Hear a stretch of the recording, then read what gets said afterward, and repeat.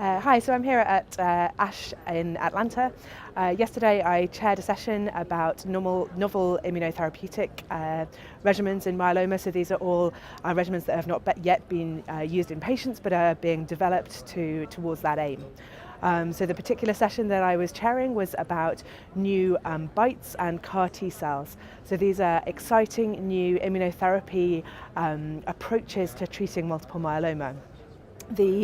Particularly in my session, there was some interesting work around developing CAR T cells that could be universally used. At the moment, CAR T cells have been developed whereby they need to be autologous. So you take them, you harvest T cells from a patient and then engineer them to recognize specific receptors on myeloma cells and then infuse them back into the patient with the intention of killing those myeloma cells. The benefit of that is that obviously your body doesn't reject those cells because you recognize them as your own and they're engineered to kill the myeloma cells. The, downside of that, although there is some very exciting clinical data around that technology, is that they need to be produced. So they need to be, the cells need to be harvested from the patient, taken to the laboratory and engineered before going back into the patient. That process needs a highly specialized center, so the cells need to be transported.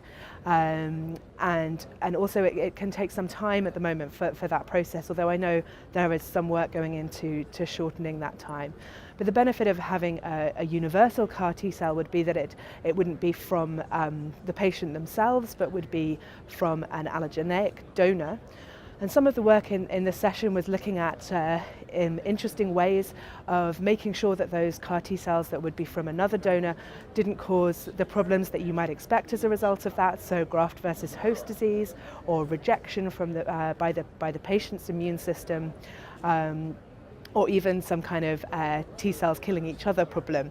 And so there have been different ways, often using the CRISPR-Cas9 technology to alter those T cells so that they could be used from an allogeneic donor and therefore more quickly and easily available.